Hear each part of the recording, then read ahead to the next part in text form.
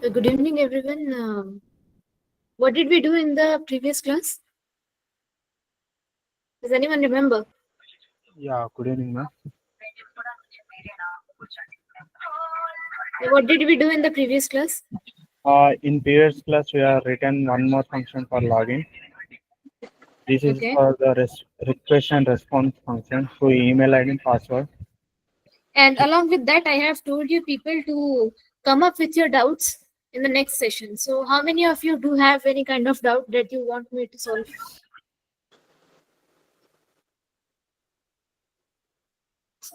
No doubts for today. Okay. So, let's move with our another topic, that is our web sockets. All right.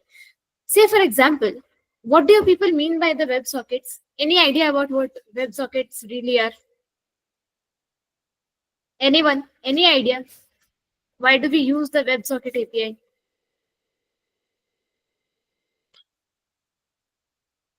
No one has any kind of idea. I guess I have told this in the very introductory class. Like things Yeah, Madhumita, do you have any idea what the WebSocket API is? Why do while we use typing that? notifications. Can you please repeat? The notifications while typing. Okay, to get notifications. Not exactly the notifications. Why do we use the WebSocket API? In order to get the real time data. And what do we mean by the real time data? Say, for example, take the instance of this Google Meet only. Whenever a new person tries to join the meeting, we receive a notification, isn't it? Say, for example, Rahul has joined the meeting. At that time, we get a notification in our interface that Rahul has joined the meeting, isn't it? So, we can assume this meeting as a room as well. Can we assume the meeting as a room where different people have joined in order to receive some kind of information which is being shared in a single room? Am I making clear my point? Yes, ma'am. Or else you can also take an example of a WhatsApp group, right? In that WhatsApp group also, people what do they do? They try join a room, okay, and that room is having a particular ID, and in that ID only, someone else, some member tries to provide a message, okay, and that message is received by all the people who are present inside that room in the real time. Whenever the user will send the will type the message and hit the send button, at the same time all the users which are present inside that particular room or group chat are going to receive the notification about that message. Are you people clear till this part? What we are actually going to do in this in this session? Yes, ma'am. Okay. So here what I will do is, as I have told you people to install these dependencies in your backend file. Okay, so you people know most of the things, that is a JSON web token, mongoose.env and cores. Now what about the socket.io? This socket.io or IO dependency is used in order to work with the WebSocket API. Okay, and what do we have to do with the socket.io?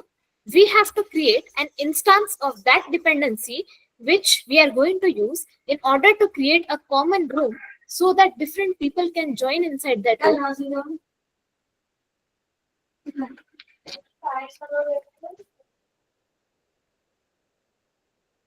so that they can join inside the inside a same room, and then they receive the similar information which is being shared. So let's proceed with our codings. So here is my package.json file. Now starting with our index.js, or else we can also start with creating a server. So here I will go to my server.js. What I will do over here, at the very first place, I'm going to take all the data which is present inside my .env file. So which method do we use in order to use the data which is present in .env file? Which method do we use?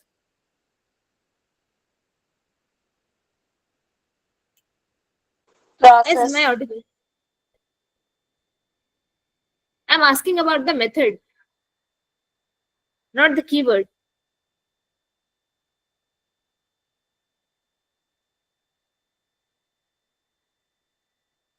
Oh God.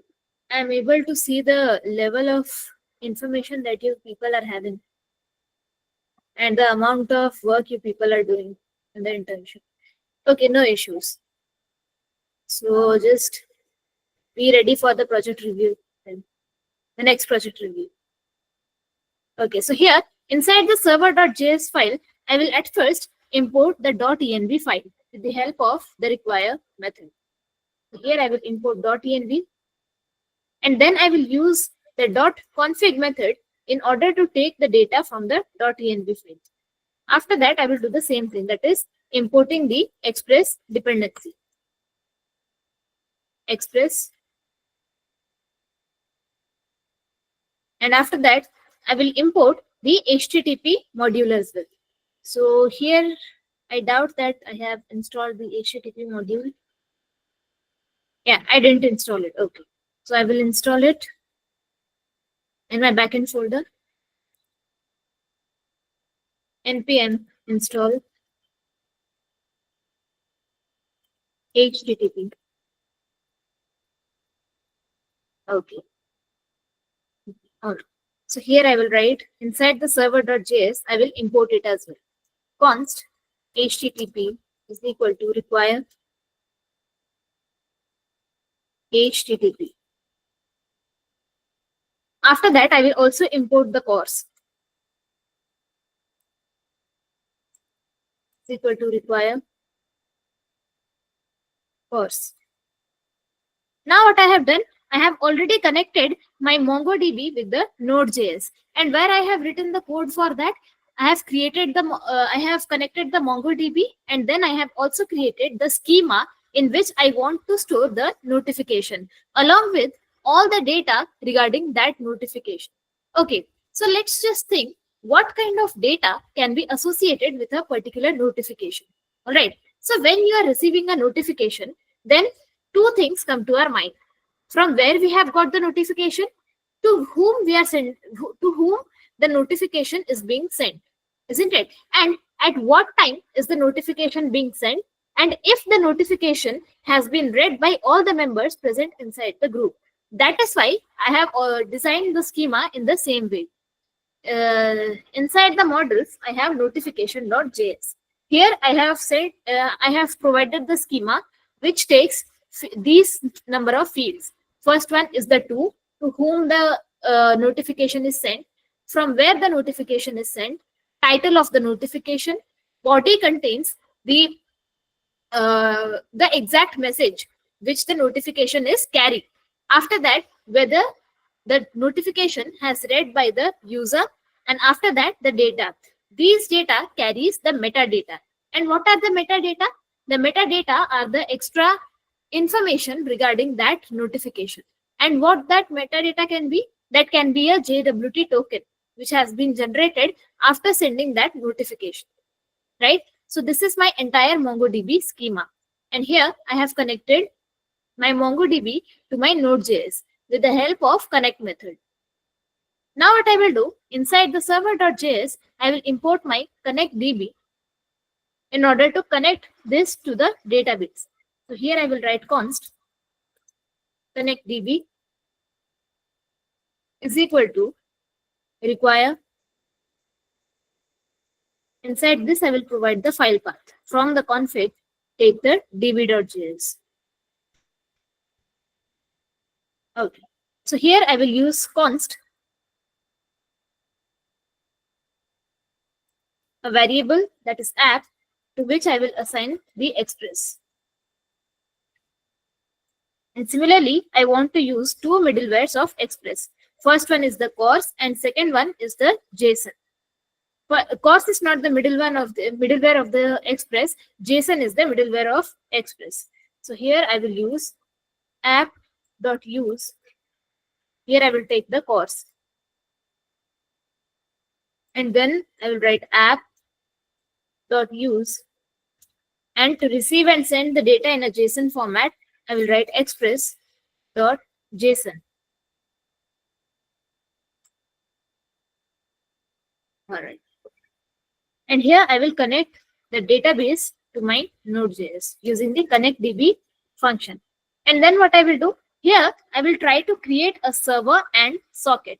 Since we are not using the REST API, what we are using? We are using the WebSocket API in order to get a real-time data. So what do we have to do? We have to make certain changes in order to create our server. So what changes do we have to make? So in order to create a server,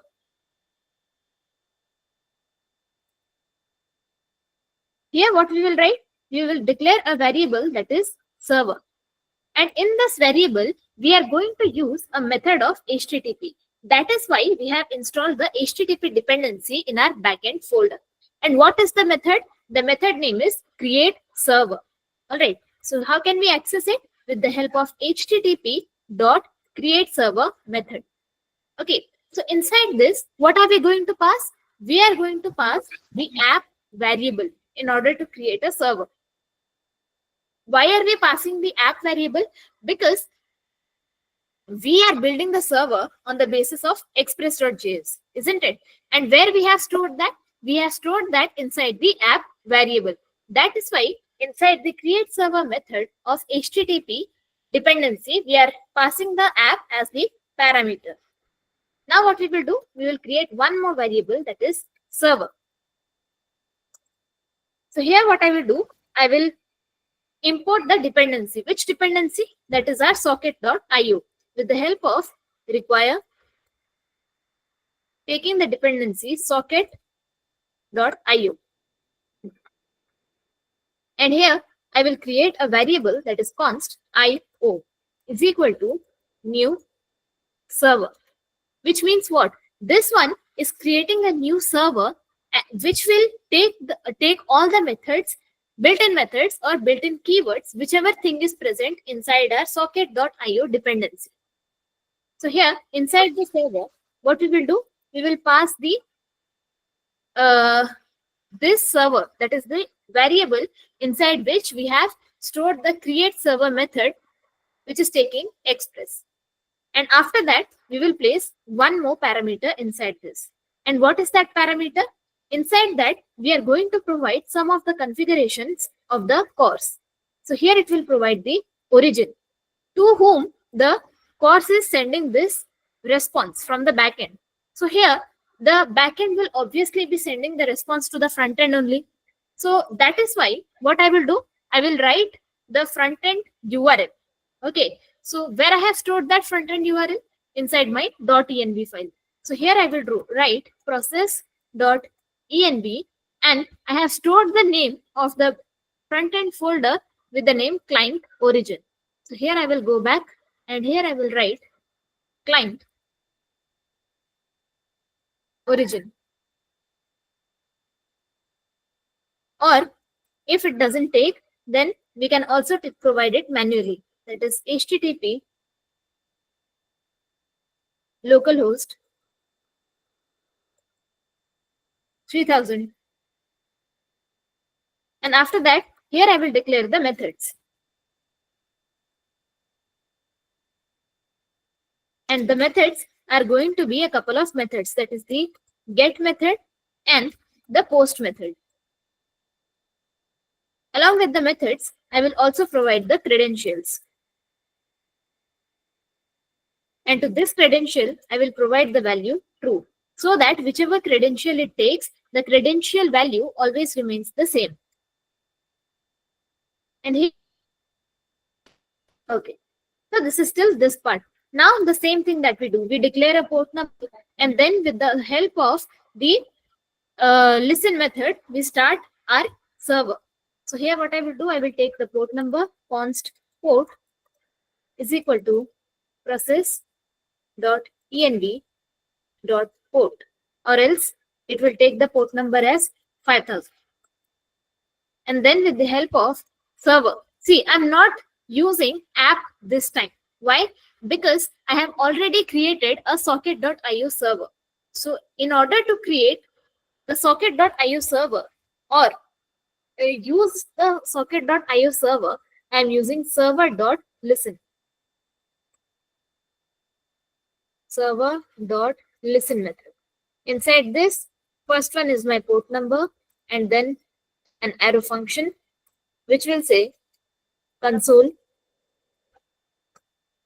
dot log, and then server running on port. Here inside the port, I will write port. Or else you can also write HTTP localhost and then the port number. Is there any doubt till this part? Any single doubt inside the server? No. Okay. So let's move to our index.js. And before that, what I have to do is I will create a middleware. And what is that middleware going to be? In the previous class, we have done something regarding the JWT verification. Do you people remember? How many of you remember how to verify a token?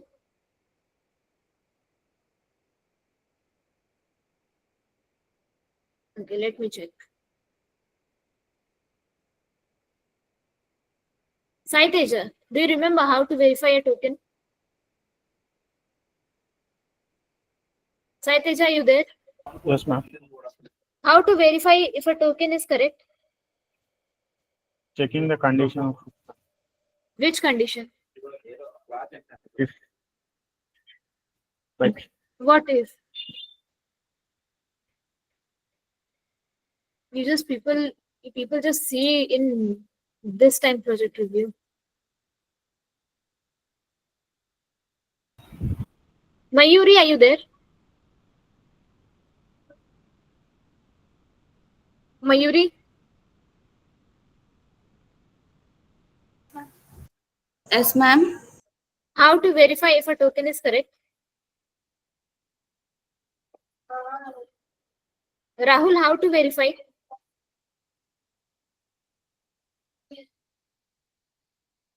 Santosh, Shivani? No one knows the answer. Great. And here I have taken the names down in my, I have written the names and I will ask special questions to them in the time of review since no one is answering to me back. Okay. So here we are going to verify our token. At first we will save our server.js and then we are going to our auth.js. Here what we will do, we will at first import the JSON web token. So here I will write const JWT is equal to require JSON web token. And after that, I will create a variable auth. And to this variable, I am going to assign an arrow function which will take request, response, and next. Inside this, create a variable token is equal to, from the header, we are going to take the token. And here, inside the header, I will provide authorization. The authorization part of the header provides us the JWT token which has got generated. And if the authorization is present, and how to represent that if the authorization is present with a question mark in order to check if the header contains authorization. And if this header contains authorization, then what it will do? It will replace it with replace. Inside the replace, we will provide bearer, comma, an empty string. What does that mean? We are going to replace the bearer with an empty string in order to target the token only. Or else, in the query also, we can take the token. That is request.query.token. Either we can take the token from the header, that is the authorization which is containing the token, or else we can take the token from the query also. After that, here we are going to place a condition, that is if not token. Then what will happen? If the token is not present, then it will return us with a response of status code 401. And what does the 401 status code say? That is the token not found. So here I will write JSON. Inside this, I will provide a message. And this will say no token is found. And then if the token is found, then we are going to initialize a try catch block. Inside the try block, I will write the code in order to verify the token. Const decode is equal to await, or instead of writing await, we can write jwt dot we verify the token with the help of verify method. And this verify method takes how many parameters? At least you people can answer this much, I expect. Just keep in mind the number of times I'm asking you the questions, that number of times you people are reducing your marks in the Viva. So it's better at least try to say the wrong answer. Maybe 2 verifies. And what are they? Verifying the condition is true and false. No. Okay, this verify is going to take 2 parameters. How it will verify? It will take the token in order to check, and then it will also take the JWT secret key. So here I will take the secret key from the .env file. So here I will write JWT underscore secret.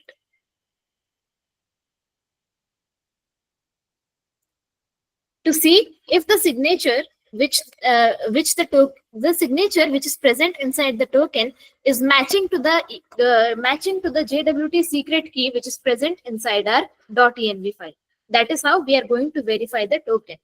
And then request.user is equal to decoded, which means what? After verifying the token, here it is going to be, the token will be provided by the user only. That is why we are writing request.user. And then we are going to pass the control to the next middleware.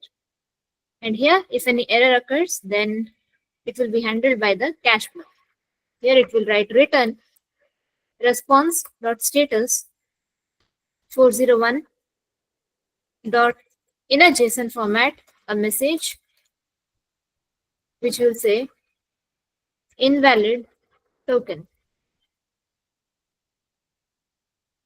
And then we will finally export this entire auth function with the help of module.exports is equal to auth, and then save it. Now we will move to our index.js. Inside this index.js, what exact work are we trying to do? We are going to create a function. And what will that function do? Inside this index.js, we are going to provide the methods of socket.io. Let's try to understand what exact thing are we going to. Here also, we are going to require the JSON Web Token dependency. So what I will do, I will go to the auth, copy it, and then paste it. Now, I will initialize the function with the help of function declaration. And here the name of the function is going to be setup socket. And this one is going to take IO. And where is this IO coming from? This IO is a parameter. Okay. So in the server.js only, we have seen something. What is that? This IO. Okay. So this is the main IO which is containing the instance of the socket.io server. What is instance? Through which we will be able to access all the built-in methods and keywords of the socket.io dependency. So here inside the index.js, we are also passing the IO as the parameter. Inside this, what I will do? Here I will declare a middleware with the help of io.use. You can assume this io.use the same way we are using app.use. Assume this io.use to work in the same way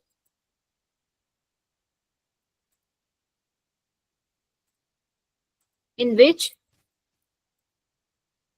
we use the app.use in order to declare a middleware, and this will execute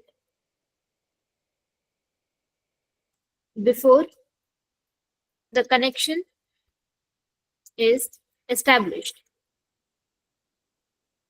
Okay, so let's take an analogy. Okay, and what is that analogy? Say if you are trying to, okay, if you are meeting a new person at your workplace, what do you people usually do when you meet someone for the first time? We will interaction of the person with the name. Can you please repeat? Interacting with the, we will ask first his name. What is your name? Okay, the first thing that we people do is we make a handshake, right? We make a handshake, and then what do? We exchange our data, that is our name and our designation, etc. So two things are there. First one is the handshake, second one is our metadata, right? So in this case also the handshake will be done. Now, between whom the handshake will be done? Between the client and the server. Okay. Yes. So here what we are doing, inside the io.use, I will write a function, and that arrow function will be taking two parameters. First, it will take the socket, and then it will take the next middleware. And this one is my arrow function. So here what I will do, I will create a variable token is equal to, as I have said, when the connection will be established, before that a handshake will be performed. So here I will write socket dot handshake dot auth. Okay, and if the authorization is done, then it will take the token from the auth object.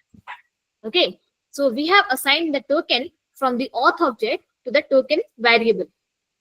And here one more condition that we are going to place. If not token, if the token is not present, then what will happen? It will provide us an authentication error. So here it will return next, and inside this we are going to create a new error, and this error will say authentication error. Why? Because if the token is a token itself is not being passed whenever the handshake is being performed, then how will that verify if it is coming from a authentic client or server? It will not be able to understand, right? That is why it's very important to have a token, and then it will provide token missing. After that, what if the token is present inside the auth object? What will happen at that time? We will write rest of the codes inside the try block. Inside the try block, I will again verify if the token which we are getting is correct or not. That is why what we will do, we will go back to our auth.js. Inside this, we will copy these three lines, and then we will place it inside the index.js.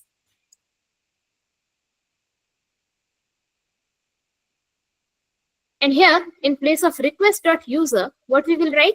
We will write socket.user. And then if any error occurs, it will provide the same error that we have thrown in over here.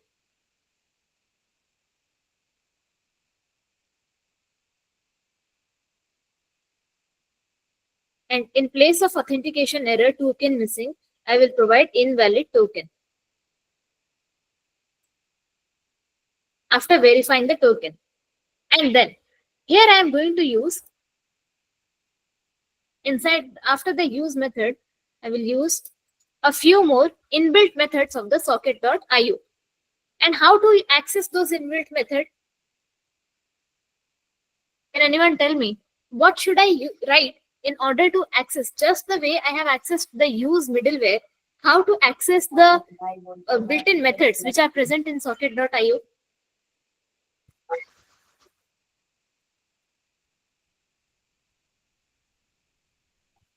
How to access the built-in methods of socket.io?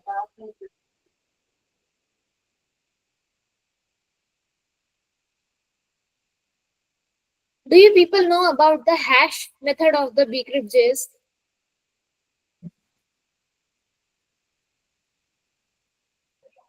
Yes, ma'am, it is used for hashing the password. How do we access it? Um,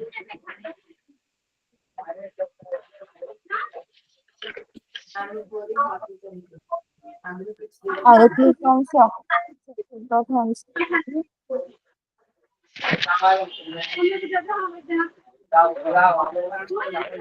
Please switch your mics off. Okay. At first, what do we do in case of hashing? We import the bcrypt.js dependency and store it inside the variable. That is the bcrypt. And you can make any other variable also. And then we use that variable inside which we have stored that bcrypt.js in order to access the built-in methods. Here in case of the socket.io, we have already created an instance of the socket.io, that is IO. So we are going to access the built-in methods of IO of the socket.io with the help of IO instance variable. And which built-in method I am going to use? I will use the on method.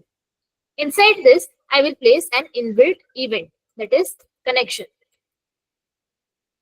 Okay, so here what is happening? Whenever a user is trying to connect to the server, at that moment, this event will get triggered whenever the connection will be established. And then what will happen after the establishment of the connection? An arrow function will execute. So for that, we will pass socket as a parameter. Inside this, we will make a ID, const user ID is equal to socket dot user, and if the user is present, we are going to check it with a question mark. Then it will access the ID of the user, which means, say for example, the number of people who are present inside the Google Meet, all of us are having a particular ID associated with it, and the number of meetings we will be joining, the meeting itself, that is the room will also have an ID. This means what? The number of people who are present having their IDs, respective unique IDs, and the room also is having a respective unique ID. And if I will join the same meeting from Chrome also, then also it is going to generate us new IDs. So that is why it will take the ID of the user who is trying to join in that meeting in order to throw a message to us that this particular user having this unique ID is trying to join the meeting or has joined the meeting. So this function will trigger when the user will try to make a connection inside the event, inside the meeting. So here it will log. Inside this, it will display a message that is socket connected. And as I have said, each socket has its own ID. So what will it do? It will show the ID of the socket that has been to which the user got connected. And here I will show it with the help of the $sign. So here I will take socket dot ID. And then in order to show the user's ID, I will write user followed by the ID of the user ID. That's it. After the connection gets successful. Now what will happen? It will check one more condition. If user ID, which means what? If the user ID got generated, then it will join the room. And how to join the room? With the help of dot join method. And this method will parse the user ID into string. That is why we are writing user ID inside the string method. And then we are going to declare one more function, that is socket dot on method. And inside that we will provide an event whose name is mark read, which means after joining inside the room, it will execute this mark read event. And you are having the best example of this event when you open someone's chat in WhatsApp and then the tick becomes blue. The same kind of event we are applying over here. That is the mark read event. And after the name of the event, we have to place a function as well. That function is going to be my asynchronous function. And this will take notification ID as the parameter. Notification ID. And inside the function, what I will do, as I have said, when someone joins the meeting, then we get a particular message that this person having this unique ID has joined our meeting. So how to display that message? In order to display that message, we are having one more built-in method, that is socket dot emit. Inside this, we are going to mark the name of the event, that is mark read, followed by the ID. It will show, that is ID is equal to notification ID. After that, one more event, that is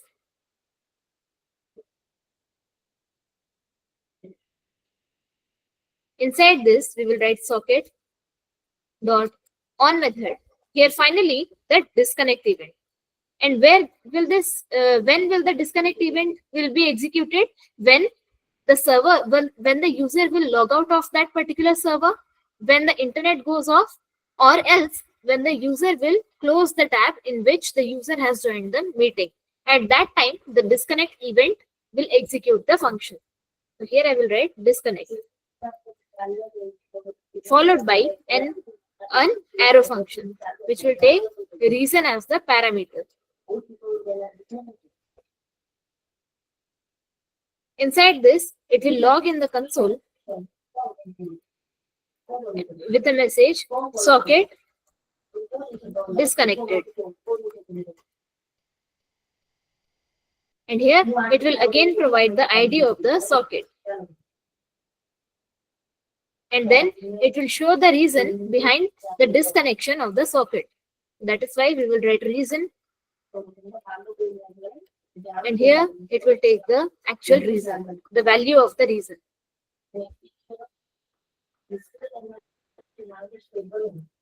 And then finally, it is going to return a socket.io instance object. So for that, we will write return IO. So these are the things which take place whenever we try to join a particular room or a meeting. So here we will export it with the help of module dot exports is equal to setup socket. And then we will save it. After that, we will go to our notification controller.js.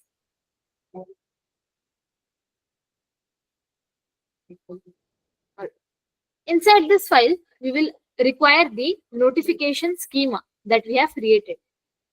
So here I will write const notification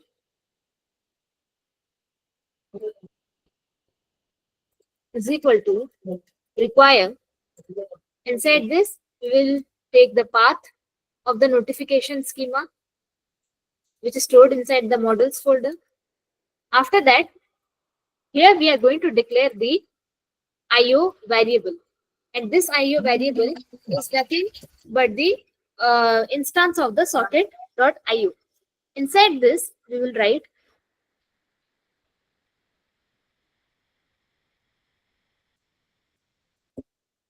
okay.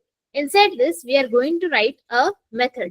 And the name of that method is the init method. Const init is equal to, here I will place a parameter, that is IO instance.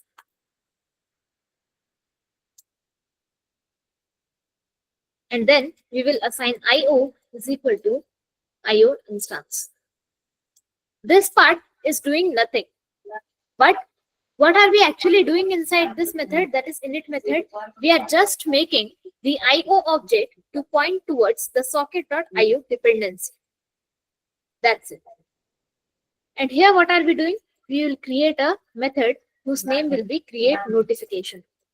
Const create notification is equal to an asynchronous function which will take request and response as the parameters.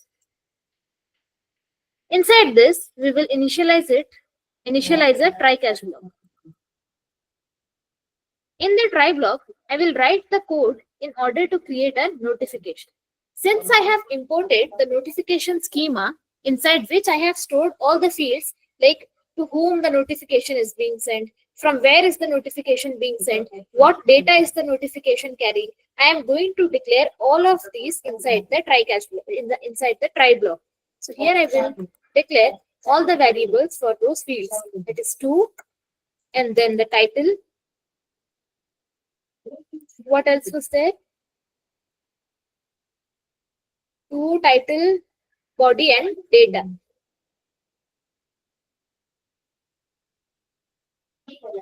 Body of the notification and data. And these will be provided inside the body of the post method. So here we will write request.body. And here we will place a condition. If not to. If the sender is not known, that is if to is not known, or else if the title is not known, or if the body is not known, then what will happen? It will return a response with a status code 400 and a JSON message which will be saying missing fields.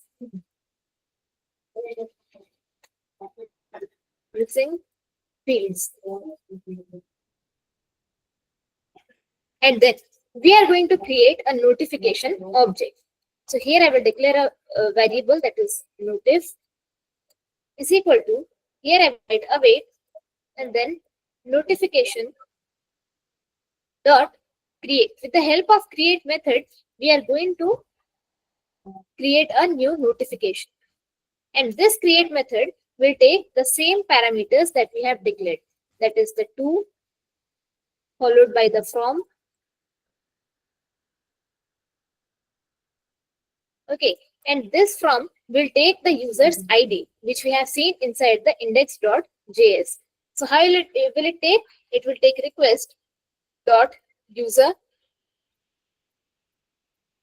If the user is present, then from the user object, it is going to take the ID of the user, followed by the title of the notification, and then the body and data of the notification. So these all things will be present inside our database when we are creating a new notification. After that, what will happen? So here, till now, we have created a notification data inside our database. Here, we have to send the notification as well. So here, we are going to use the .to method of the socket.io dependency. So here also, we will parse the to user ID into a string. So here, we will use the string method and then we will parse the to. The to is having nothing but the unique ID which is provided to the receiver. And what we are doing, we are parsing that to unique ID into string. And then in order to show some notification, we use the emit method. And inside the emit, it will take the event that is notification, followed by an object. This will take ID. It will take notif dot underscore ID.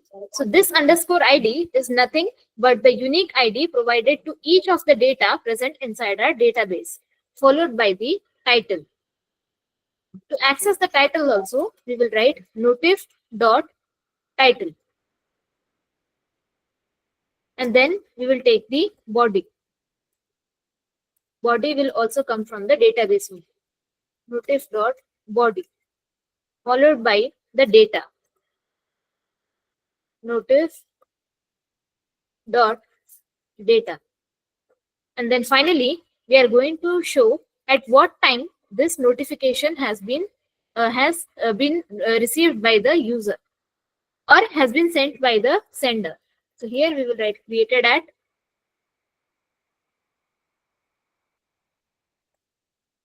and then notice dot created at. So these all things will be provided inside the to method. And then in the response, we will get a success as true and the notification object. So here it will return a response with a status code, success status, that is 201. And in the JSON format, message will have ping. This message will have or it will provide success, and this success will become true, followed by the notification. And to the notification, we will assign the value of notice. And here in the catch block, we will handle the error with the help of console.error. Inside this, pass the error object. And then status code of 500.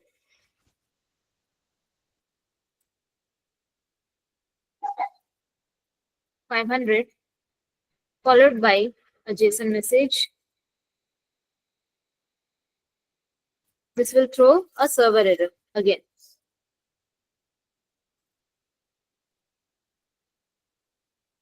So here we have created a notification. And how to retrieve the notifications which are present inside our database? For that, we will write one more function. That is, after the create notification, we are going to make a get notification. So here I will declare a get notification is equal to an asynchronous function, same parameters, request and response. And then a try catch block. In the try block, it will take the user ID is equal to request.user.id. After that, it will take the notifications. In which format it will receive the notification? It will receive the notification on the basis of the latest notification it has received, which means the time value will be less for the latest notification. I repeat, say for example, we are receiving a notification at 7:53. Okay, and we have received a notification at 7:50. So which notification do I want to fetch first? I want to fetch the latest notification. So which notification I will take? I will take the notification which I got at 7:53. That is why we will place a condition for that as well. So here I will create a variable notification is equal to await and then notification dot. We use the find method in order to read all the data which is present inside our database.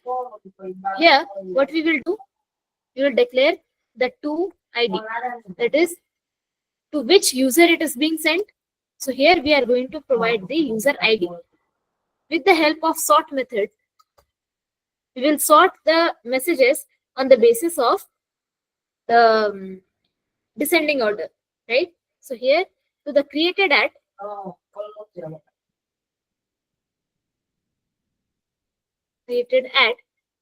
I will assign the value -1 in order to take the data in descending order.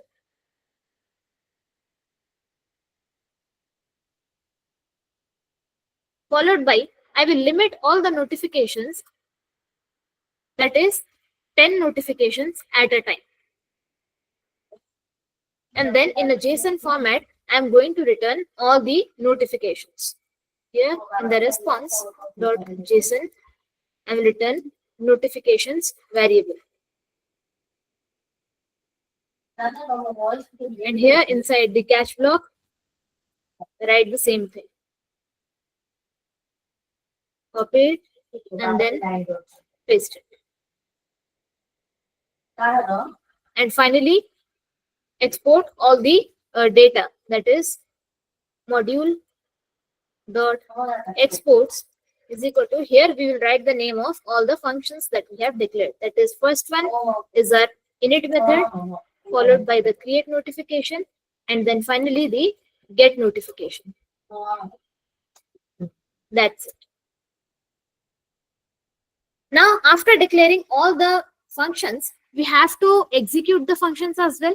Now, how to execute these functions? With the help of the routes.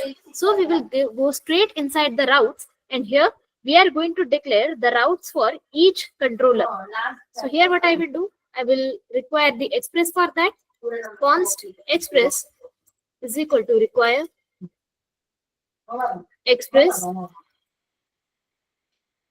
followed by const router is equal to express dot router middleware, and then we will take the auth middleware. So here I will take const auth is equal to require, inside this from the middleware I will take auth in order to verify the tokens.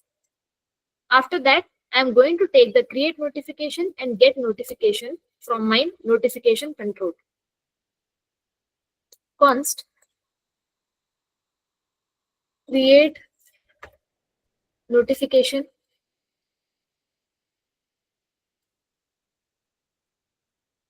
followed by get notifications.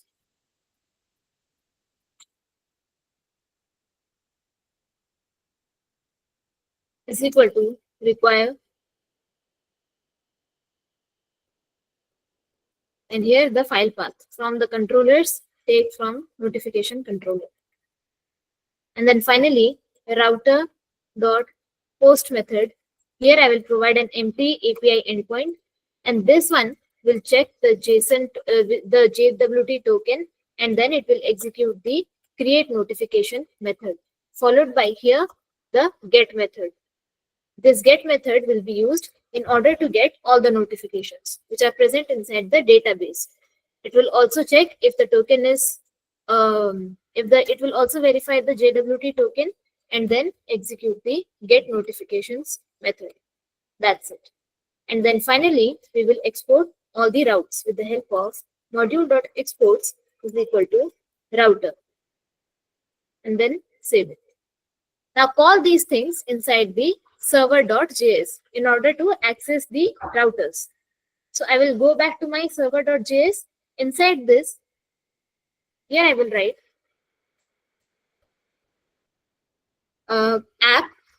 app.use, and here I will provide the endpoint, that is API, and then notifications. And after that, I want to access the routes. How to access them? At first, I need to import the routers. So for that, here I will create a variable that is const notif routes is equal to require. Inside this, I will place the file path. From the routes, take the notifications. And then here, where did I write it? Yeah, here mention the notif routes. That's it.